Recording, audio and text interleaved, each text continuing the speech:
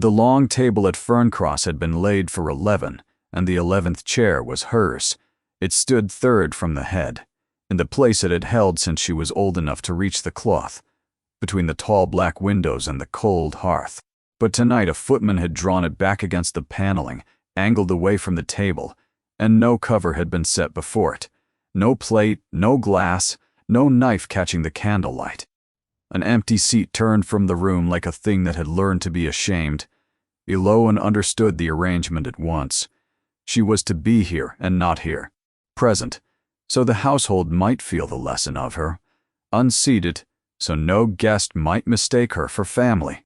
She came in behind the soup, as she had been instructed, in a gown 3 winters out of fashion, and took up her place at the wall, where poor relations and paid companions stood. She kept her eyes level, and her hand still. She had grown very good this last year at being furniture.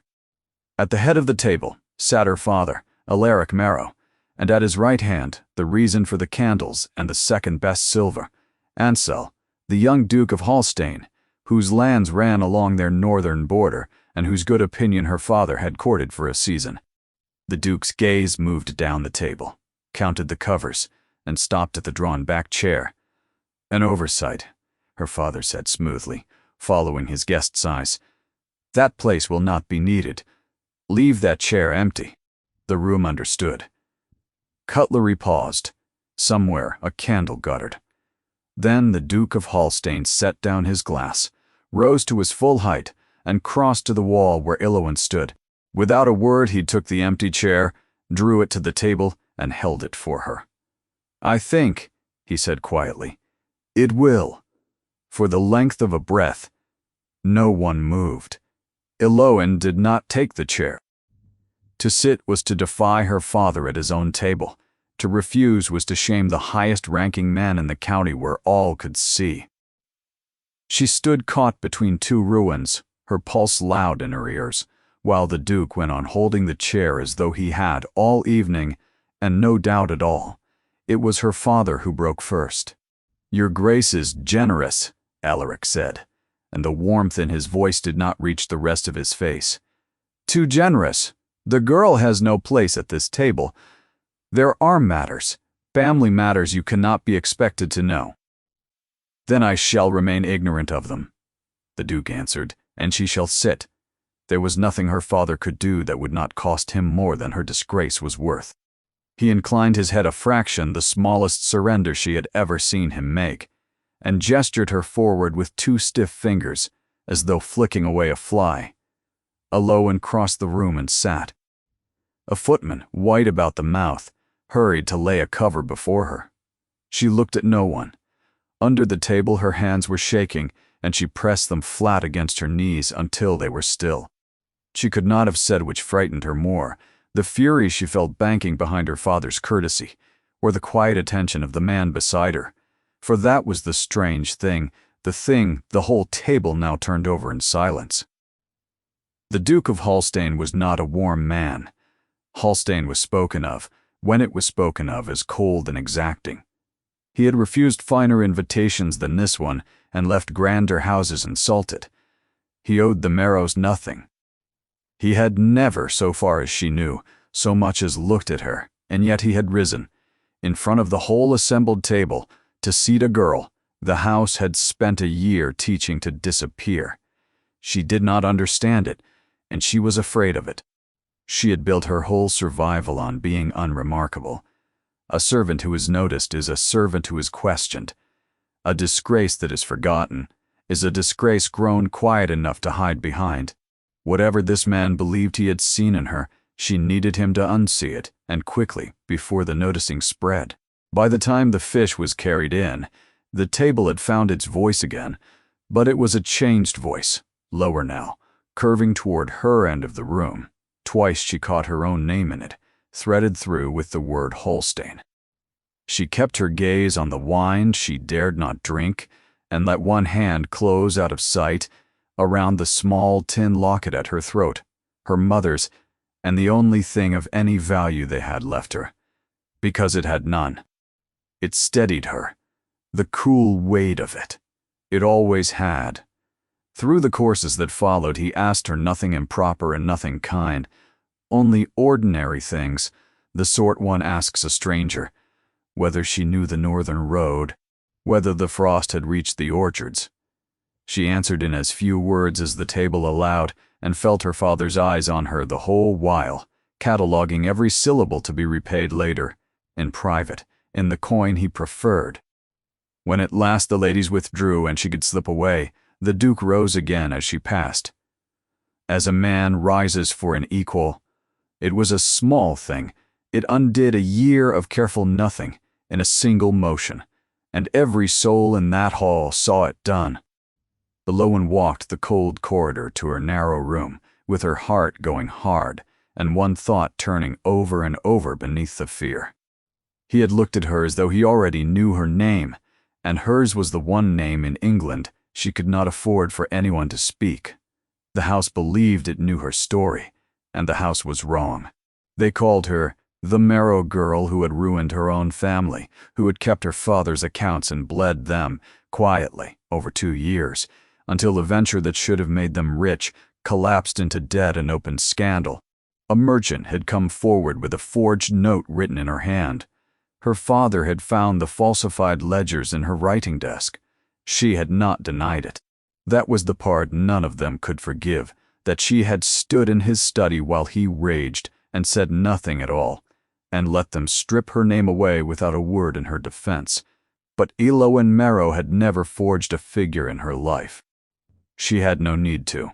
Numbers came to her the way music comes to certain children, whole and effortless, singing themselves into order. She could run a column in her head faster than the steward could set it down, could feel a false sum the way another might feel a wrong note in a hymn. It was a gift her father had called unwomanly and useless, and it was the very reason she knew, to the shilling, exactly whose hand had emptied the accounts her brother's.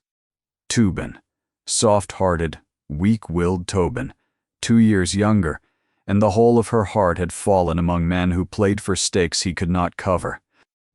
He had forged the note and copied her writing because hers was the desk no one would think to search. When it broke open, she had looked at his white, terrified face across their father's study and understood in an instant that the truth would end him. Their father would not merely cast out a son who stole, he would see him imprisoned and count it a fine lesson. So she had taken it, all of it, for a promise made at their mother's bedside, 3 winters gone. Look after Tobin, he was never strong. She had let herself become the thief. She could bear the wall and the cold room and the chair turned to face away. What she could not bear was to be seen, because the truth was not gone. It was only hidden. Somewhere within these walls lay the one honest record that named the real hand, and if the wrong person found it before she did, the vow and the boy and everything she had spent herself to protect would come apart at once. And now a duke had risen in front of the whole company and made her the most watched woman at Ferncross. The man who held the true power at Ferncross had not been at the table. Silas Rennick preferred to take his meals apart in the small room off the counting house that had, over 3 years, become the beating heart of the estate. He had come to the Marrows as a man of business, engaged to steady the accounts after old griefs had left Alaric careless with them, and he had steadied them the way ivy steadies a wall, by growing into every crack until the wall could not stand without him. He knew of the Duke's gesture before the cloth was drawn. A footman told him, for a coin, in the passage. Rennick listened without expression, his long pale hands folded on the ledger before him, and felt the first cold breath of a thing he had thought long buried. Risk, for Rennick knew what no one at that table knew. He knew that the venture had not been bled by a clever daughter's pen. He knew it because it had been bled by his own, that the ruin laid at Elowen's door had flowed, shilling by patient shilling, into holdings that wore other men's names and answered only to him. Tobin had been the door he walked through. A soft boy, sunk deep in debt at Rennick's own card table, frightened enough to forge a note when he was told to, and to copy his sister's hand because Rennick had murmured that it would surely never come to that. It had come to that. And then the girl had done the one thing Rennick had not foreseen. She had stepped in front of the blade meant for her brother, and taken it into herself, and asked for nothing, and said not a single word, and in her silence, Rennick had found the safest hiding place a guilty man could dream of. Her disgrace was his roof and his four walls. But silence is only safe, while it is content to stay silent, and Rennick had not built his quiet little empire by trusting the contentment of others. There was, besides, a thing he needed found. Somewhere in the house lay a second set of figures, honest ones, in a hand he could not forge away, and while it existed, so did his ruin. He had been hunting it for a year, so he was certain had she. Now a duke had risen from his chair and looked at the girl as though she were worth the looking. And every instinct Rennick owned told him the same cold thing. A woman who was seen begins sooner or later to be heard. She would have to be got rid of. Before that happened, Ansel Halstein had not wanted to come to Ferncross at all. He had come because a strip of disputed water meadow lay between his northern fields and Alaric Marrows, and because his steward had advised correctly that a matter of 40 years' quarreling might be settled over 3 days' courtesy, where it could not be settled over 40 years' letters. He had come the way he did most things now, because it was his duty, and because duty was the one country in which he never lost his way. He was 29, and he had been Duke of Halstein for 6 years, and in those years he had earned a reputation he had not sought, and did not trouble to correct that he was cold. Cold in his dealings, cold in his courtesies, cold in the gray eyes that seemed to weigh a man and find the sum wanting. Grander houses than the Marrows had opened their doors to him and shut them again affronted when he declined to be charmed. He knew what was said of him. He had decided long ago that it was easier to be thought a man without a heart than to explain the shape of the one he had. For Ansel carried a thing he had never spoken of to any living soul. Years before, when he had been young and green and certain that the men set above him were wiser than he, there had been another young man, Ivo, a lieutenant of no fortune, and enormous laughter, the first true friend Ansel had ever owned. And there had been an accusation, made by a colonel whose word no one dared to doubt, that Ivo had stolen from the regiment's chest. Ansel had known it false. He had known where the colonel's own debts lay, and he had held that knowing in his 2 hands like a live coal, and he had said nothing. He had been afraid. Of the colonel of his own father, of the vast machinery of rank that would grind a duke's untried son as readily as any other. So he had stood at the edge of the room, as men stand at the edge of a thing they have privately decided to allow, and he had watched Ivo be broken, cashiered, named a thief before the assembled officers. And when Ivo, disgraced and desperate to buy back a name that could not be bought, had ridden into a charge no sane man would have taken, Ansel had understood that the silence which killed him had a face, and that the face was his own. He had made a vow over that grave. Not aloud, for Ansel did not trust aloud, but in the marrow of himself, where a man keeps the promises he cannot break, that he would never again stand at the edge of a room and let a lie do its quiet work while he kept his peace. He had not expected to be tested at a country dinner over a strip of water meadow. But there it had been, the drawn-back chair, the girl at the wall in her outworn gown, the whole practiced machinery of a household teaching one of its own to be nothing. He had watched Alaric Marrows say leave that chair empty with the ease of a man who had said it many times before, and Ansel had felt the old coal turn over in his chest, still hot after the years he had not risen out of gallantry. He would not have called it kindness. He had risen because to stay seated was to be once more the man at the edge of the room, and that man he had buried, and would not dig up again for any duke's dinner in England. What he had not reckoned on was her face. He had expected shame, or defiance, or the sly triumph of a schemer who sees a useful ally arrive. He had seen none of it. He had seen a woman receive an unlooked-for mercy.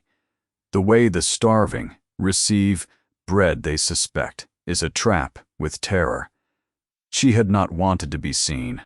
That was plain, and it was strange, and Ansel Halstein had not been made truly curious by anything in a long while. The frost decided the rest. In the night, a hard weather came down out of the north and glazed the roads to glass. The physician's own gig went into a ditch by the second morning, and no carriage would leave Ferncross for the better part of a week. So the Duke stayed and settled his water meadow in a single afternoon, and had 5 idle days left over in a house that fascinated and repelled him, and in all 5 of them he watched. He watched the way the servant's eyes slid past the girl as though she were a draft under a door. He watched her carry coals and copy letters and take her cold plate standing in the passage, and he watched her do it without complaint and without collapse, with a straight back and a stillness that was not meekness, but something harder and finer, something he had no ready word for. He had seen soldiers hold a line with that same quality and had given them medals for it, and once he saw the other thing. He had been standing unregarded in the doorway of the counting house, Rennick's domain, that cold, clever man he had disliked on sight, while a clerk read out the quarter's tallies for the agent's approval.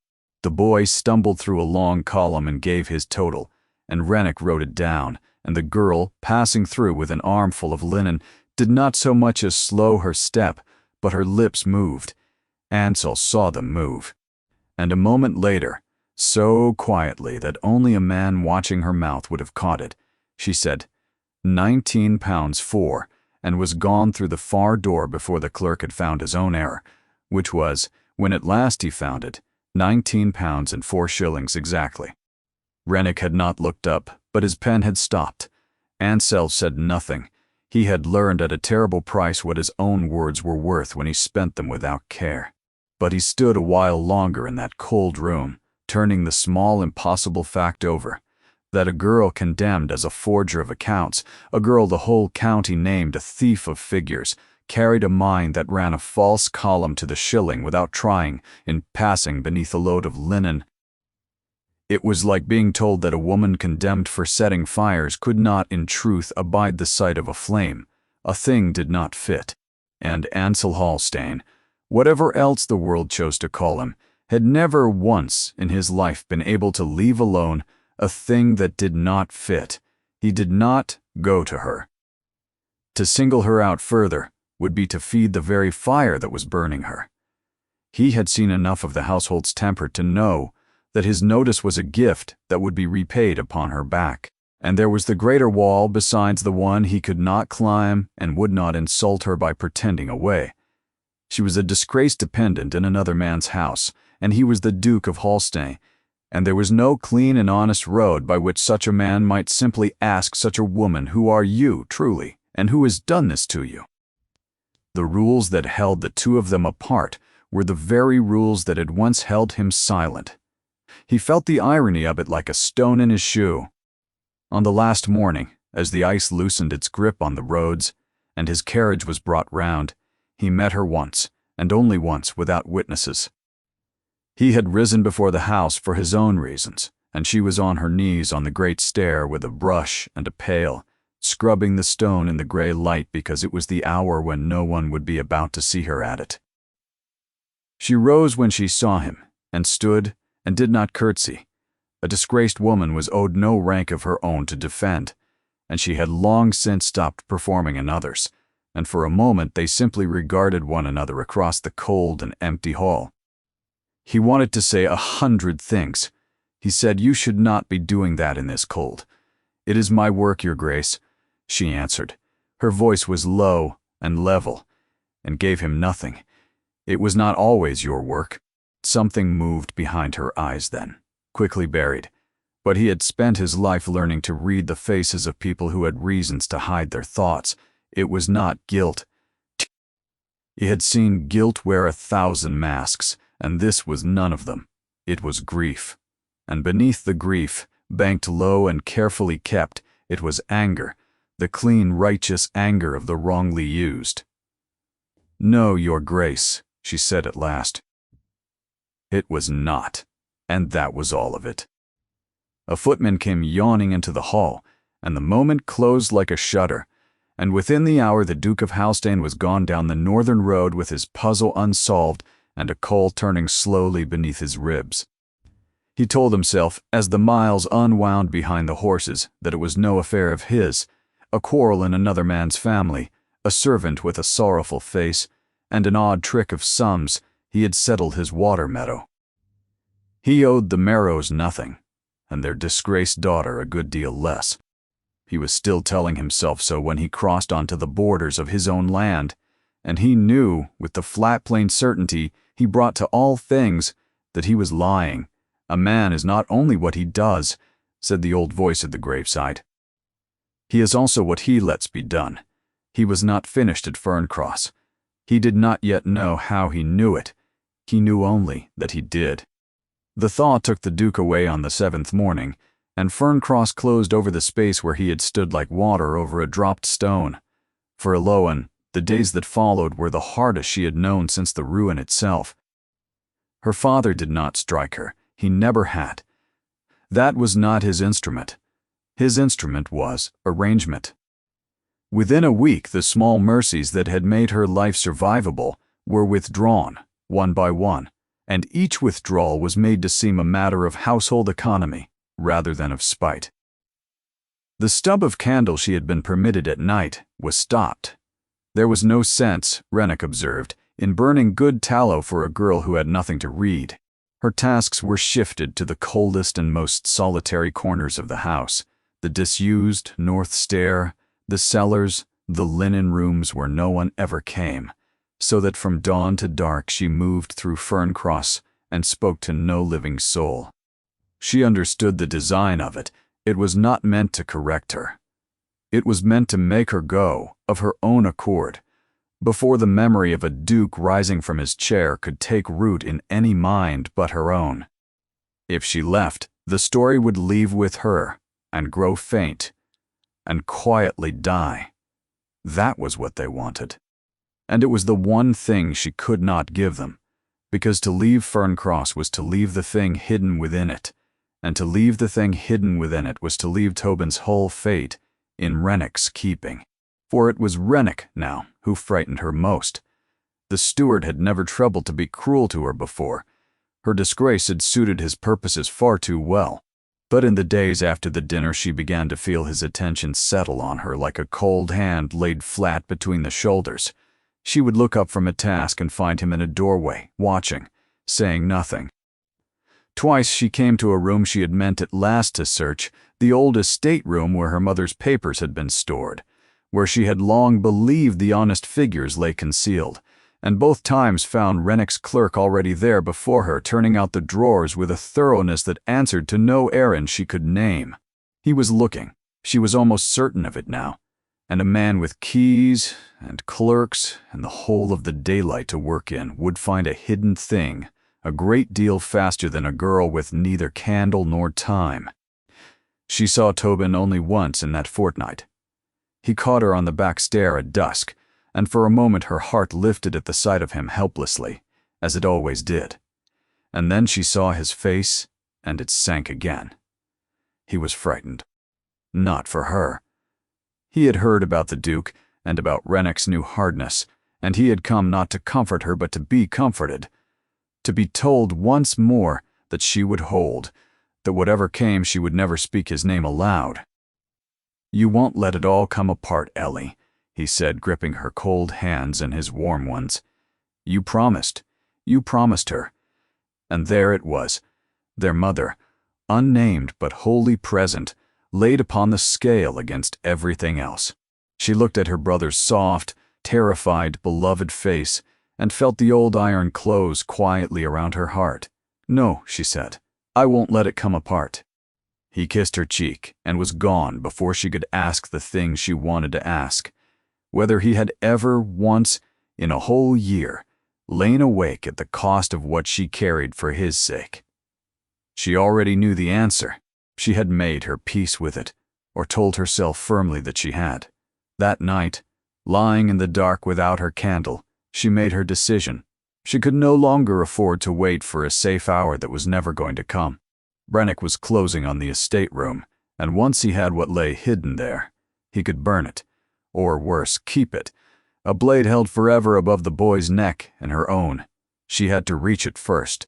There was one night in the coming week when the whole household would be gathered below stairs for the servants' Michaelmas supper, and the estate room would stand dark and unwatched for an hour, perhaps two. It was a terrible risk.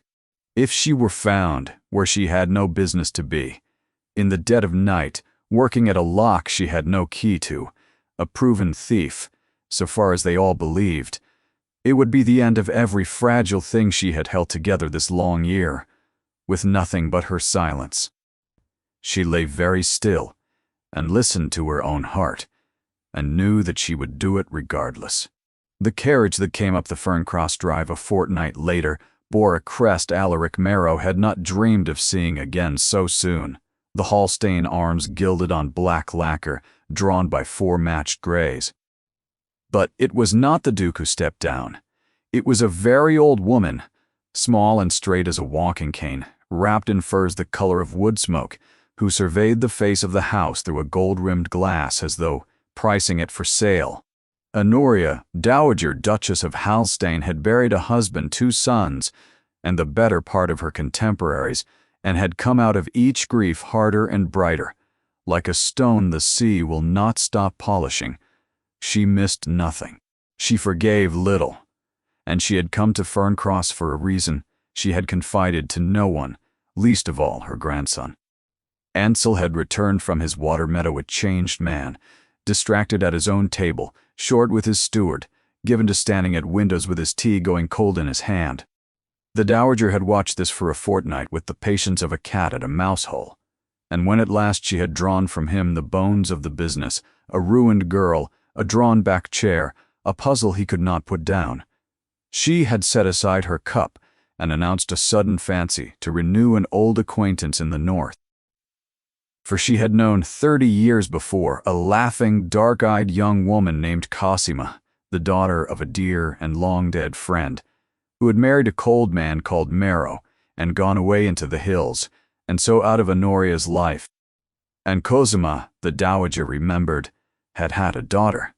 Alaric received her in a fever of gratified vanity, all bows and best rooms, too dazzled by the honor to wonder why it had fallen on him. Rennick was not dazzled. Rennick stood at the edge of the welcome with his pale hands folded, and watched the old woman's glass sweep the hall, and disliked, intensely, the thoroughness of her looking. She found the girl before the second day was out. Honoria had asked with the bland cruelty of the very great to have the disgraced daughter pointed out to her. She wished, she said, to see what ruin looked like, and Alaric, only too glad to display his justice, had Eloin summoned to the morning room to build up the fire while the Duchess took her chocolate. Eloin came and knelt at the grate and did not look up. She had learned that not looking up was the surest armor. The old woman watched her over the rim of her cup for a long, unhurried while. She saw the outworn gown and the reddened hands. She saw the straight spine that degradation had not bent. And she saw, when the girl leaned to the coals, a small tin locket swing forward on its worn ribbon, and the sight of it went through the Dowager Duchess like a blade, for she had given a dark-eyed girl that same cheap locket with her own hands long ago, and watched her fasten it at her throat and swear she would wear no diamond in its place. "Leave us," Honoria said to the room. "All of you. The girl may stay." When the door had closed, she said, in quite a different voice, "Come here, child, and let me look at you properly." Eloin rose. There was nothing to be gained by refusing a duchess. She came and stood, eyes lowered, and waited to be examined and dismissed. "You have your mother's mouth," Honoria said, "and her trick of going still when she is afraid. She did it the very same way. She let that land. I knew Cosima before you were a thought in the world. I should like to think she would forgive me for not knowing, until this morning, what had become of her girl."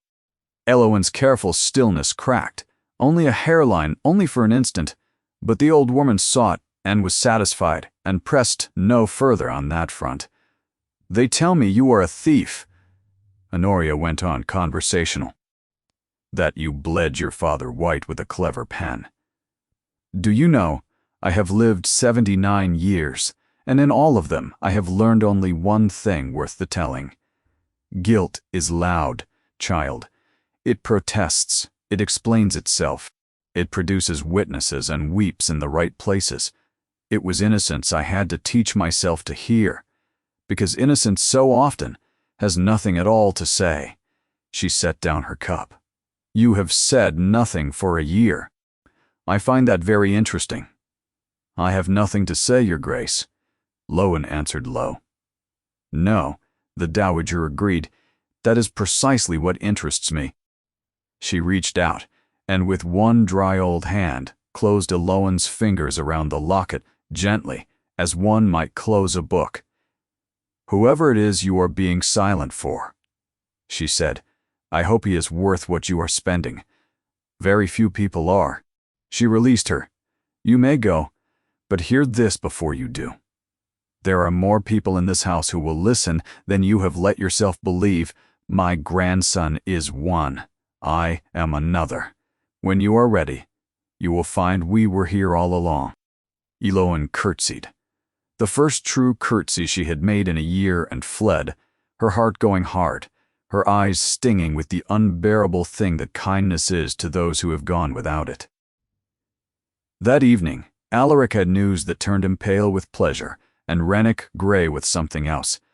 The Dowager's grandson, it seemed, would be arriving within the week to escort his grandmother home. The Duke of Holstein was coming back to Ferncross. Lowen stood very still in the passage where she had overheard it, and understood two things at once cold and clear, that the house would soon be full of eyes that saw her, and that the servants' Michaelmas supper, the one night the working heart of the house would stand, dark and empty, was 2 nights hence.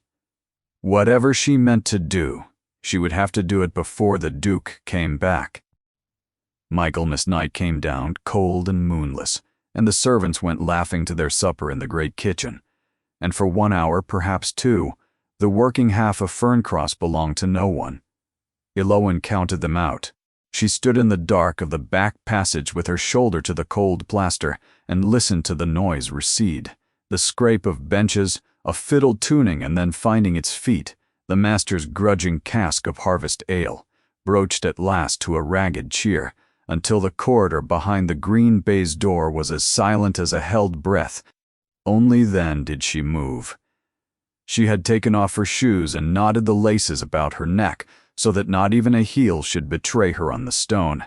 The flags were like river ice beneath her stockinged feet. She had no candle to spare for the walking, and she did not need one.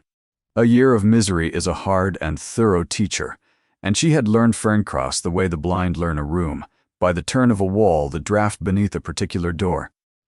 She counted her steps to keep the fear from swallowing her whole, a trick from childhood, numbers being the one country in which she had never once been lost.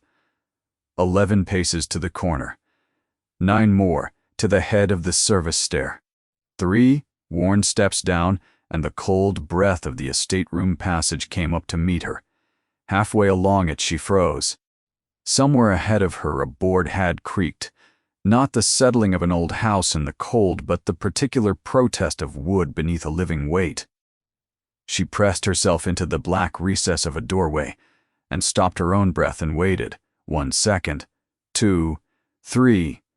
Her heart slammed so hard against her ribs that she was half certain it could be heard in the next county. A long moment stretched, and then another. Then nothing. Only the far-off fiddle, and the blood, loud in her ears. An old house talking to itself, she told herself. She made herself believe it because the only alternative was to turn back, and she could not turn back. Not tonight. Not ever again.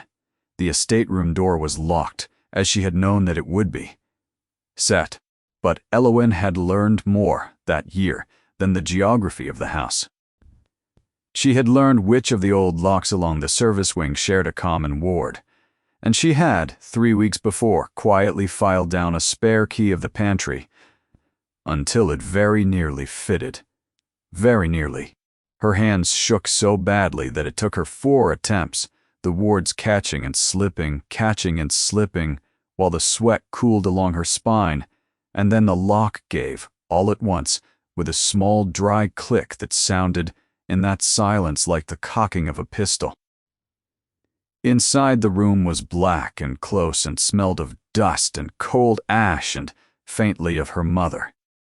She dared now, the stub of tallow she had hoarded against this very hour, and struck it after 3 failed sparks, and the little flame steadied and threw the shelves up into leaping shadow, boxes, ledgers, deed tin, and letter bundle, 40 years of a family's paper souls stacked into the dark. She went straight to the thing she had come for. In the far corner, behind a false back that her mother had shown her once when she was small, "This is where the true accounts live, Ellie. Never you tell your father." A shallow cabinet was let into the paneling. Cosima had kept the honest books there, and Eloin had staked everything, her freedom, her one chance, the whole terrible year of her silence, upon their being there still. Her fingers found the catch. She pressed it. The panel swung. The cabinet was empty. Not disturbed. Not rifled. Empty.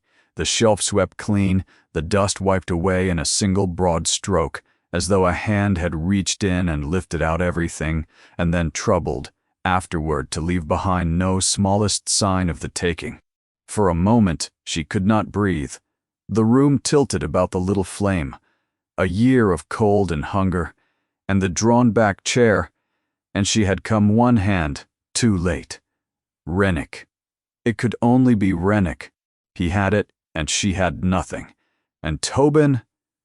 "I wondered," said a voice from the dark behind her, quiet and quite unhurried, "how long you would go on letting them believe it was you." The candle leapt in her hand. She spun, her spine against the cold shelves, and stared into the blackness of the doorway, where a tall shape stood between her and every exit in the world. For one wild, plunging moment she thought it was Rennick, and that she was already lost. Then the shape stepped into the failing reach of her candle, and the light found gray eyes and a hard, familiar face, and her terror did not lessen, but only changed its shape. It was the Duke of Halstein. He had come back to Ferncross a full day before they had looked for him, and he had not gone to his bed, and he had followed her, silent as her own shadow, through the dark of a house that was not his own. "Your Grace." Her voice came out level, which astonished her. Somewhere beneath the fear, a year of practice held it steady. "I can explain nothing to you that would serve. I ask only that you let me go back to my room and forget that you ever saw me here at all." "No," Ansel said. He did not raise his voice. She would learn, in time, that he never did, that the quietness was the whole of his force. "I don't believe that I will do that." He came into the room unhurried, and he did not seize her, and he did not throw back his head and shout for the house, and he did not do any one of the 100 things that a master who finds a servant thieving in the dark is wholly entitled to do. He crossed instead to the cold hearth, took up the tinder that lay ready there, and lit the good wax candles in their branch upon the mantel, one after another, until the little room bloomed slowly into gold, and they could at last see one another plain. Then he looked, not at her, but past her, at the open cabinet, and the swept and shining shelf, and the honest ledgers she had not so much as touched, because there had been nothing left there to touch. "A thief," he said slowly, as a man reasons a thing aloud, "steals silver, or plate, or a purse, or a jewel that she may sell in a town where her face is not yet known." He turned the gray eyes back upon her. "You have broken the lock of a guarded room, in the dead of night, at the plain risk of your neck, and you have walked past every object of the smallest value in it, straight to a hole in the wall where nothing is kept but the reckoning of accounts." He let the silence draw out until it ached. "So tell me, Miss Marrow, what manner of thief breaks into a house to steal the truth?" She said nothing. It was the only shield she had ever been given, and she held it up between them as she had held it for a year. He watched her a moment longer. Then he reached to the shelf at his elbow, drew down one of the surviving volumes, a fat and ordinary book of the household's daily reckoning, set it upon the table between them, opened it at no particular page, and turned it about to face her. "Read it to me," he said. She stared at him. "Your Grace, you heard me well enough. This column, here," he laid a single finger to the page. "Read it, sum it, aloud." And Eloan understood, with a lurch that went from her throat to her heels, that he had seen her in the counting-house that gray afternoon, that he had watched her mouth shape the clerk's error, and had carried the memory away with him all these weeks, turning it over and over like a splinter he could neither use nor be rid of. He knew, not everything, but he knew the shape of the impossible thing, and he did not mean to leave this room until she had shown it to him whole. She could have refused him. She could have played the dull and letterless maid, could have stumbled over the figures and let him believe himself mistaken in the poor light. It would have been the safer course. It would, beyond any doubt, have been the wiser one. But she was so tired. She was so very tired of being no one, of the wall, and the cold plate taken standing in the passage, and the year of careful. Swallowed nothing, and it all rose up in her at once, the whole crushing weight of it.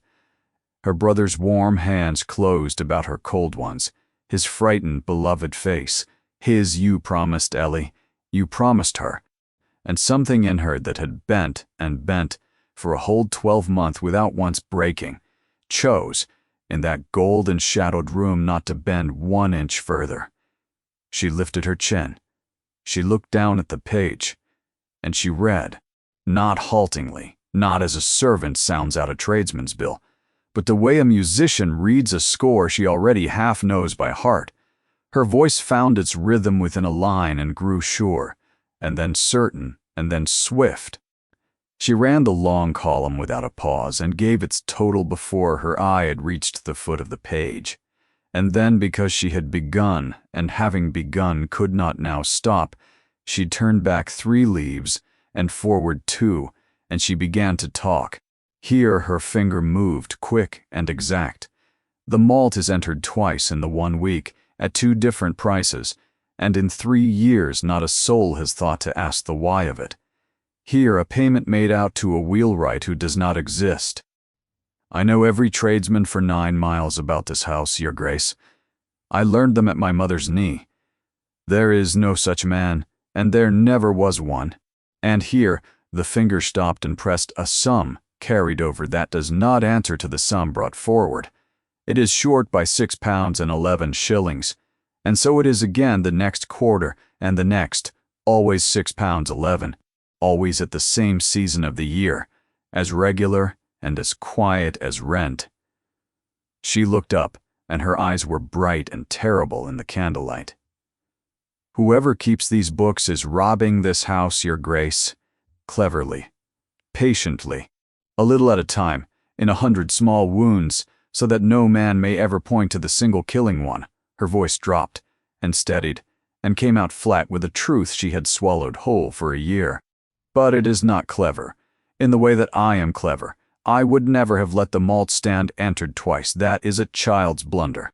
And I would never, not if I lived 1,000 years, have let myself be undone by a note forged in my own hand. Because I have no need to forge, Your Grace. I have never once in my life had to make a number tell a lie for me. Her chin rose the last small fraction. They come to me true. They have always come to me true. It is the one thing about me that no one in this house ever thought worth the knowing. The silence that followed was the loudest she had ever stood inside of. Ansel Halstein looked at her across the little table, this girl in the gray gown whom a whole household had spent a year teaching to be furniture, laying out the plain anatomy of a crime, with the cold sure hand of a surgeon, and he felt the old grief turn slowly over in him, and beneath the grief the banked, cold burning anger that he knew at once for the twin of his own, because he had carried its like for 6 years and had buried a friend beneath it, for here it was, the thing that had not fitted. Here was the whole of it at last laid open upon a table in the dark. "No," he said very quietly. "You would not. I have watched you a fortnight together, Miss Marrow, and I do not believe you have told a single lie in all of it. You have only kept a great many silences, which is a different sin, and one that I know rather better than most men living." He laid his broad hand flat upon the ledger, as a man might lay it upon a Bible. "Who are you protecting?" And there it was, the one question in all the world she could not answer. She felt the tears rise, and she hated them, and she let them fall rather than give him the small triumph of watching her put them away. "I cannot tell you," she whispered. "I will never tell you, and if there is any mercy at all in you, Your Grace, you will not ask me that again." He looked at her for a long, long moment. Long enough that the fiddle, very far off below, finished one tune and began upon another, and then, to her utter astonishment, he inclined his head. It was the same grave fractional bow that he might have offered an equal across a council table. "Very well," he said, "I will not ask it, but you will hear me, Miss Marrow, before you go. I stood by, once, silent, and correct, and afraid, while a lie destroyed a man who had done nothing whatever to earn it. I told myself that it was not my place to speak. I have buried the cost of that silence, and I have not slept one whole night through since the day we put him in the ground. He straightened to his full height. I do not yet know what was done to you in this house, nor by whose hand it was done. But I mean to learn it, and when I have learned it, I will carry it up into the light, with your leave or without it, because there are some debts that a wronged person has no right to forgive on the guilty man's behalf. Yours, I think, is one of them." He took up the branch of candles and crossed to the door and held it open for her, as at another table, on another cold night he had once held a chair. "Go back to your room," he said, and now the quietness had gone gentle. "Speak of this to no one, and Miss Marrow," she paused upon the threshold and half turned to him, "whatever it was you came here to find tonight, remember this, someone reached it before you did. In a house where every soul believes you the only thief, that ought to frighten you a very great deal more than I do." Eloan did not sleep. She lay in the cold dark of her narrow room and turned his last words over and over the way the tongue worries. A broken tooth, someone reached it before you. Rennick had the honest books. The single proof of her innocence, the one blade she might in some braver world have held to the throat of the man who had ruined them all, was gone, and gone into the keeping of the very man whom it would have destroyed. She had nothing left now but her silence, and somewhere in the small hours she came to understand, with a clarity that was almost peaceful in its cruelty, that her silence had never once protected Tobin at all. It had only ever protected Rennick. She had spent a year of her life standing faithful guard over her enemy's secret, and had called the keeping of it love. Down the corridor, in the good guest chamber, the Duke of Holstein did not sleep either. He sat beside his dying fire until the candles drowned in their own wax, and somewhere before the gray of dawn he resolved upon a thing he ought, perhaps, to have done weeks before. He went, the moment the house began to stir, to his grandmother, the Dowager Duchess, heard the whole of it out without one interruption, which for Honia was a feat of very nearly religious discipline. When he had done, she sat silent a while, her old hands folded upon the head of her cane, her gaze upon the middle distance where the dead keep themselves. "Cosima wrote to me," she said at last, "in the last year of her life. I did not answer her as I ought to have done. One never does until it is too late to be of any use." Her voice was steady, but something within it had aged a decade in a single sentence.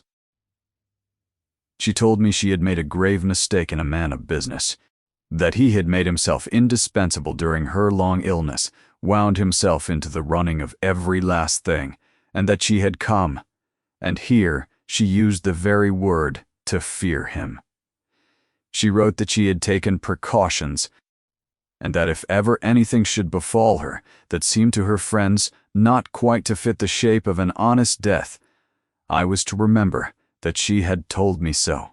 The old eyes came up, and they were terrible.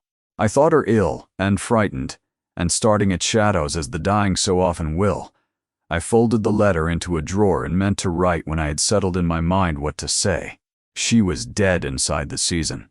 The wasting sickness, the physicians swore to it, and I told myself there had been nothing in it after all. She struck the floor, once softly, with the ferrule of her cane. Precautions, Ansel. She was the cleverest creature I have known in a long life of knowing people, man or woman. She would not have hidden one single copy of the truth, where a servant might one day stumble upon it, and left the whole matter to rest there. She would have hidden too. She would have put the second somewhere. No thief upon this earth would ever think to look. She frowned, the present difficulty being that neither, as yet, can we. But it was Rennick who moved first that morning, and it was Rennick who overreached, for the steward had risen to an unwelcome discovery. His clerk, unlocking the estate room, had found the door already open, and a filed pantry key still standing in the ward, dropped there in the dark by a fleeing hand. Rennick did not need to be told whose hand it had been. He had waited a whole patient year for the girl to crack and hand him his opening, and here at last it lay, delivered to him as though gift-wrapped. A proven thief, taken in the very act of forcing a locked door, long after midnight. He would break her now cleanly and for good before her strange new high-born friends could wonder aloud any further, and once she was safely gone to the assizes, every inconvenient question would go down the road at her side. He went to Alaric before the breakfast things were cleared away. "It grieves me beyond telling to bring it to you, sir," he said, and his voice was all smooth and practiced sorrow. "But the matter can no longer decently be kept from you. The maid, your own daughter, and I am ashamed that I must name it so, was taken last night breaking the lock of the estate room. The key is found. The deed is beyond the reach of any doubt. She has traded upon your Christian mercy for a year and more, and this, sir, is the return that she makes you for it." He spread his long, pale hands. "I say it who have guarded your every interest as I would the salvation of my own soul. There is but one course left that is fit for it now. The magistrate, the law, let it take her out of this house, and let this poor family have its peace again at last." And Alaric Merrow, who desired, above justice, above truth, above even the plain welfare of his own blood, only never again to be made to think about his daughter, was reaching his hand toward the pen to set his name to the letter, when the door of the room opened without the courtesy of a knock, and the Duke of Holstein walked in, with the Dowager Duchess of Holstein upon his arm. "I should not sign that, Mr. Merrow," Ansel said pleasantly. "Were I you?" What followed, Rennick would take out and turn over in the long nights afterward, hunting through it for the exact instant at which it had slipped from between his fingers. There was no shouting. The Duke did not accuse him of a single thing. He merely asked questions, quiet, courteous, wholly unanswerable questions, in the mild and idle tone of a guest grown curious about the management of a house he had come to admire. Was it not a remarkable thing, the Duke wondered aloud, that a maidservant should hazard everything she had to break into a room that held nothing whatsoever within it but account books? What did Mr. Stack Merrow suppose could she have imagined she would find there, worth so terrible a risk? And an idle guest must be forgiven his curiosity. Who was it that kept those books? Mr. Rennick himself? Quite alone? For 3 years together, with never once a second hand set to check a sum against his own. How very singularly he must be trusted in this house.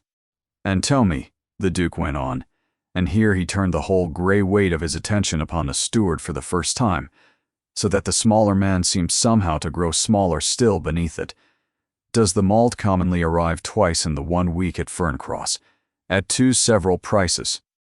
Does this estate frequently pay out good money to wheelwrights who cannot be found to reside anywhere within 9 miles of its gates? For a person of my acquaintance, a person, Mr. Galt." Rennick, possessed of a very rare gift for figures indeed, assures me that these books have been bled, quietly and expertly for some years now, of a sum in the near neighborhood of £6 and 11 shillings the quarter. And that person, Mr. Rennick, is not the woman whom you have come here this morning to condemn." Alaric Marrow had set down his pen. He was staring now at his steward with the slow, dawning, horrified look of a man who has trusted a bridge for years and felt it for the first time shift beneath his foot. He said not a word, but his silence had changed its whole quality. It was no longer the silence of a man on the point of signing, and every soul in that room could feel the difference in it. The color went out of the steward's face by slow degrees, the way the light leaves a wall at evening, not all at once, but so that a man looks again and finds it somehow already gone. "Your Grace has been grievously misinformed," he said, and his voice held, though it had thinned to a wire. "By whom, I think I need hardly trouble myself to guess. A desperate creature facing the assizes will say any wild and ruinous thing that—" She said nothing, and so cut across him without heat. For a year and more, she said nothing at all. "It is the one single fact concerning this house that I find I have no trouble whatever in believing." He let it stand a moment in the air between them. Then, "I have written already," he said, and he lied as smoothly and as evenly as Rennick himself had lied to Alaric not a quarter of an hour before, for Ansel had learned, at a hard and lasting cost, that an honest man must now and again fight a liar with the liar's own drawn steel. To certain men in London whose entire business it is to trace out where money goes when it slips quietly from an estate by the back door. Holdings held under other men's names have a way of coming unpicked. Mr. Rennick, once a determined hand, has taken a firm hold of the loose thread of them. I should think we shall have some most instructive answers within the month. It was a shot fired blind into the dark, but Ansel had spent the whole of his life reading the faces of men with things to hide, and he saw the ball strike home, saw Rennick's careful composure shiver, once upon the single word holdings, the way a mortally struck man's eyes will widen a full heartbeat before his knees have understood the news of it. And Rennick, who had been so very patient for so very long, made in that one instant the single impatient decision of his life.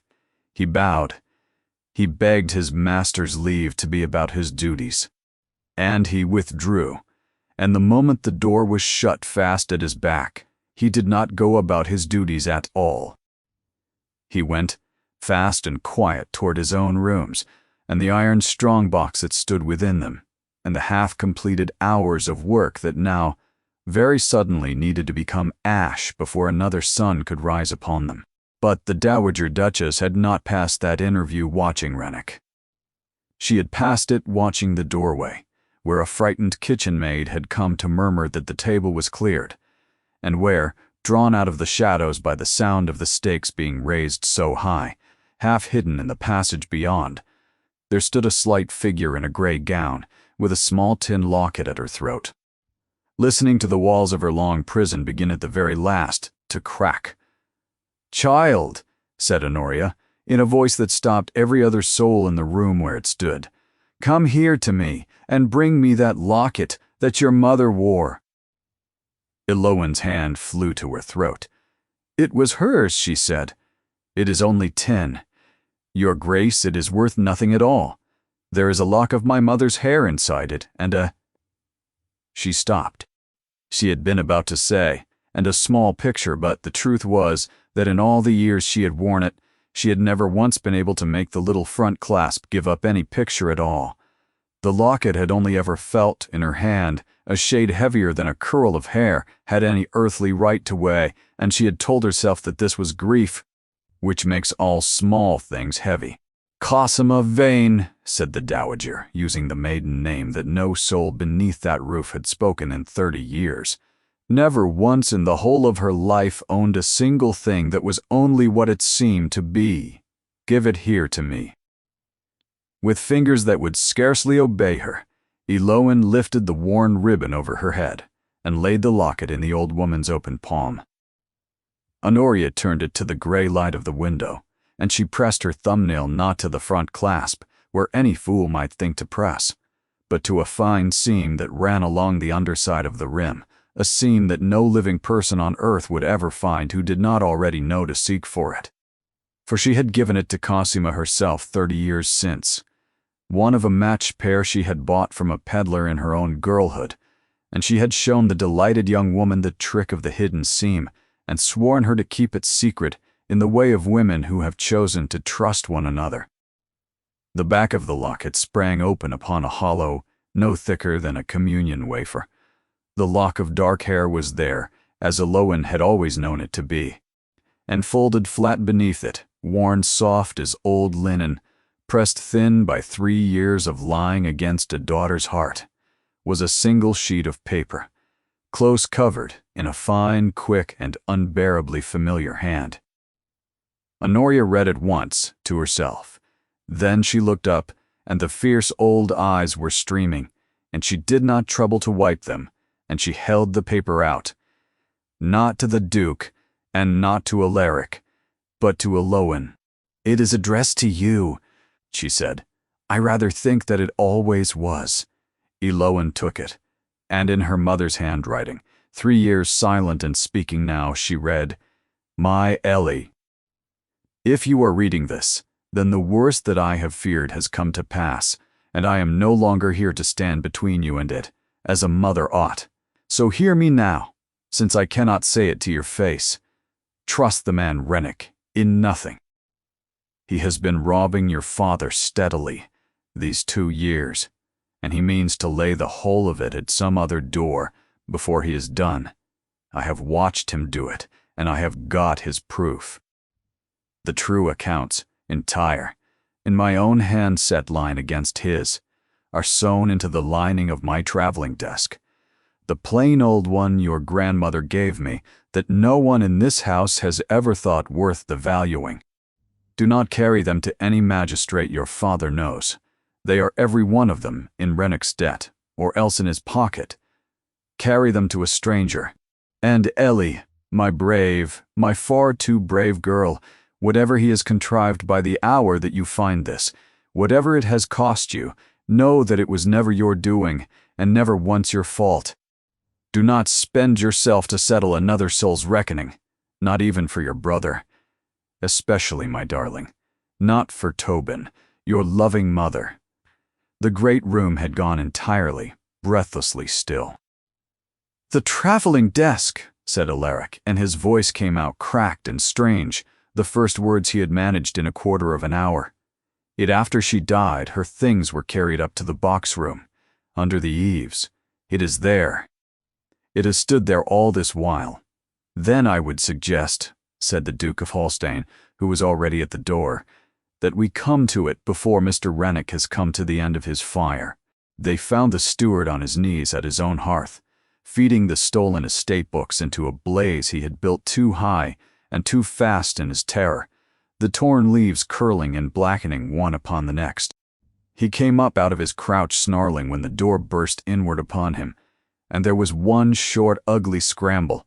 Rennick was no great size of man, but a cornered animal is not to be measured by its size, and he had caught up the iron poker from the grate, but the Duke of Holstein had been a soldier before he had been anything else at all, and he took the poker out of the man's grip, almost courteously, and set him down into a chair, with a hand that promised a great deal worse should he attempt to rise up out of it.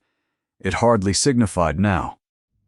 Half-burned pages may still be read if a patient hand will lift them clear of the ash, and the desk beneath the eaves, when at last they slit the faded silk of its lining, gave up its secret whole and entire. 2 years of true accounts, set down in Cosima Merrow's own precise and honest hand, ranged line for line against the forgeries, every diverted shilling run to earth at its false name and its false door, and there, at the very last of it, a plain column of properties, the selfsame holdings the Duke had named blind into the dark, and, struck without ever seeing, that belonged, beneath 3 several borrowed names, to Silas Rennick, and to no other living man. It was all there, the theft entire, and the method of it, and the man behind it, and threaded small through the margins in Cosima's hand, the separate and the lesser truth of Tobin, a boy's gaming debt run up at Rennick's own card table, a forged note squeezed out of him under the plain threat of ruin, a frightened child made into a living shield to stand between a grown man and his long crime.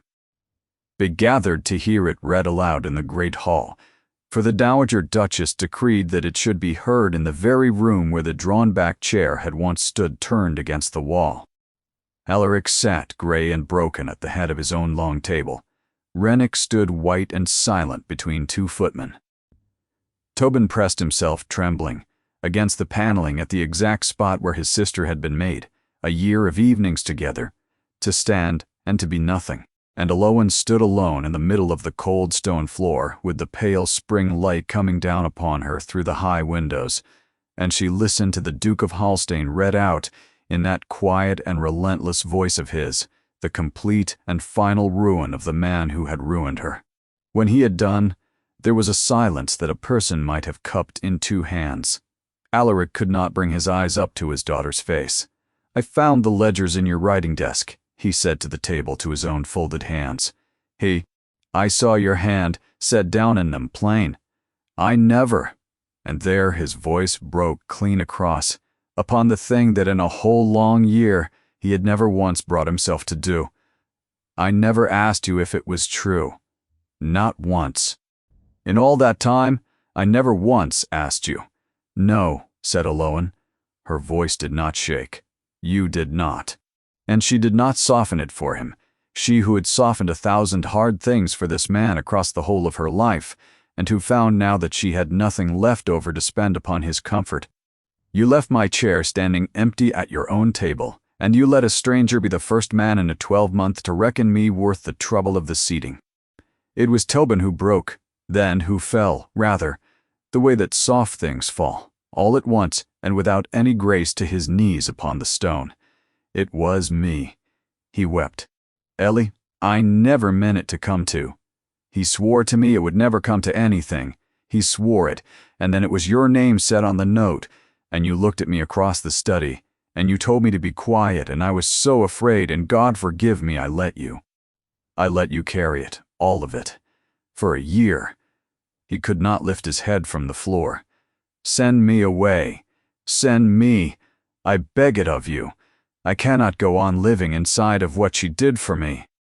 And here it was, the moment toward which the whole long, cold, silent year had, all unknowing, been carrying her. Alowan looked down at her brother, weak and beloved and ruinous Tobin, who had let her go down under the black water so that he might keep his own head dry, and who was breaking now at the very last. Not even yet for her sake, but under the plain, unbearable weight of being forgiven, and she felt the old iron band that had closed about her heart 3 winters gone at a dying woman's bedside, and she felt it, at long last, unclasp and fall away from her entirely. "No?" she said. She crossed the cold stone floor and knelt down in front of him and took his foolish, frightened, beloved face between her 2 chapped hands. "You were 19 years old, and half out of your wits with fear, and a clever, wicked man took you up and used you, as he used me, as he used every soul beneath this roof." She raised her head and looked from her ashen father to the grave, gray-eyed Duke, to the fierce old woman who had loved her mother. "He is guilty of a coward's folly, and he will answer to me for it upon every day that is left to him, and he will spend a long time yet learning how to be a better man than the boy who did this thing. But he is not what Rennick is. He never was. And I did not spend 1 whole year of my life buying this boy's freedom, only to hand it back across a courtroom rail the very hour that my own was returned to me." Her voice rang clear to the roof beams, and it did not waver. "Justice for the man who built the trap, mercy for the child who fell into it. If this house is to be worth 1 single honest penny from this day onward, then let it begin. Let it begin here and now, in front of every one of us, by learning at the last to tell the one from the other." Ansel Hallstein stood at the edge of the great hall and looked at her, kneeling there upon the cold stones where they had labored a full year to grind her down into nothing, dealing out justice and mercy in a single breath. with the calm, unanswerable authority of a woman who had bled for the right to both. And the thing in his own chest that had been locked fast shut for 6 hard years came, quietly, and all at once and forever, open. "The magistrate," he said, and for once in the whole of his life his quiet voice was not entirely steady, "will hear the whole of it, every last word, the mercy along with the rest."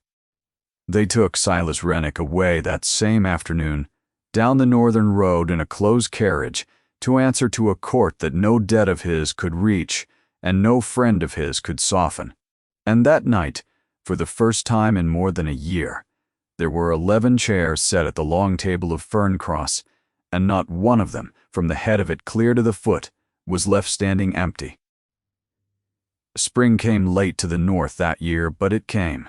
By the time the assizes had done with Silas Rennick, and they were thorough, for a duke had taken an interest, and duchesses do not misplace their letters twice.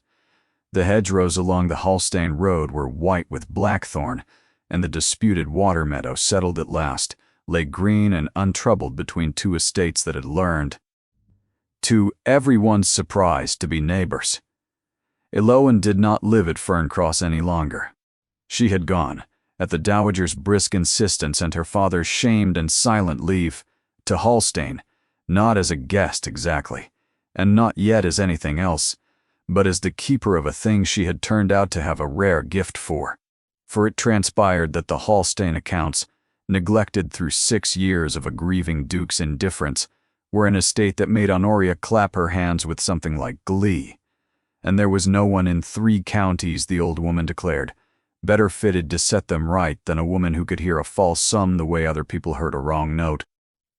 So Eloan kept the books of a dukedom, in a bright room of her own, with a fire she was permitted to build as high as she pleased, and grew, week by week, back into the shape of the person she had been before a year of cold and silence had tried to file her down to nothing.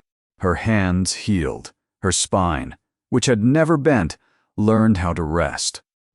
She wore, still, her mother's tin locket, but the lock of hair had been joined in its hollow, now by a folded scrap of a letter that ended "It was never your fault," and she found she could read it, these days, without weeping. Or, not always weeping. Tobin had gone to sea. It had been his own idea, in the end, which was the first hopeful thing about it, 3 years before the mast on a Hallstane trading ship, to learn what a man was worth when no clever villain and no drowning sister stood between him and the consequence of his own 2 hands. He wrote to her from strange ports, and his letters, at first all apology, grew slowly into something better. Observations, small jokes, once a clumsy sketch of an albatross. He was becoming, at a great distance, and by hard degrees, someone their mother might have been able to bear. It was enough. It was, Eloan thought, exactly the mercy she had asked for. Not a pardon, but a chance.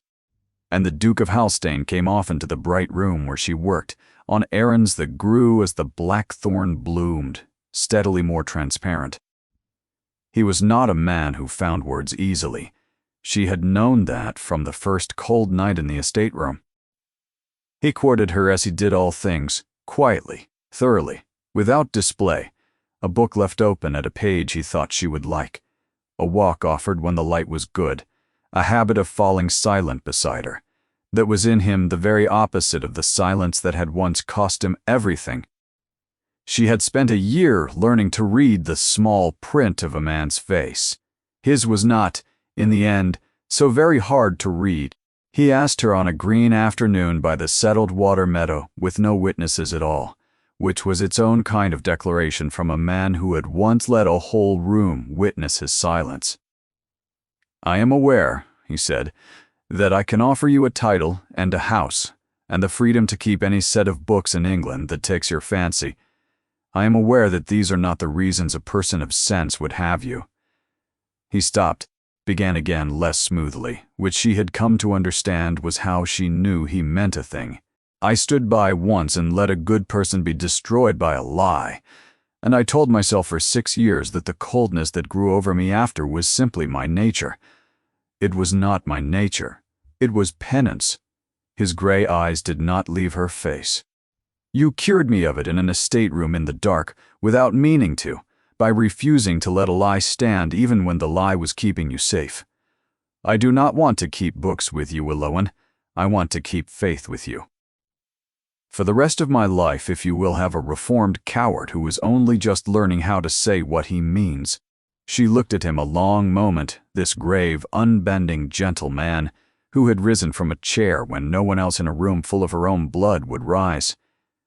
"You were never the coward in that room, Your Grace," she said. "You were the only one who stood up." And then, because a year of enforced silence had left her with a great deal she had been saving to say to the right person, "Yes, of course, yes, I have been keeping your accounts for 4 months and your company for longer, and I worked out the sum of this some time ago. I was only waiting for you to reach the total." He laughed, a rusty, astonished sound as of a thing long disused coming back into service, and it was the first time she had heard him do it, and not the last. They were married at Halstein in the early summer, with the Dowager Duchess in the front pew weeping furiously and denying it, and a scattering of Eloan's true friends made in 4 honest months, and Alaric Marrow, invited, present, and quiet, sitting well back, a man learning too late and forever the price of an empty chair.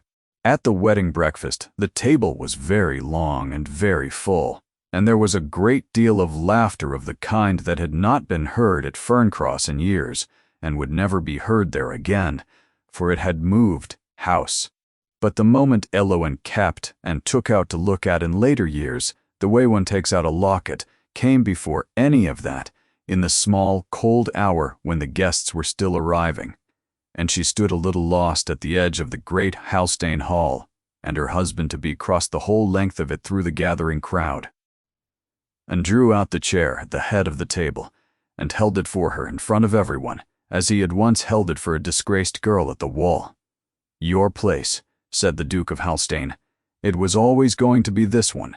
I only had the good fortune to be the man who pulled it out." She sat. The hall was warm and full and hers, and somewhere in it she was almost certain her mother was laughing.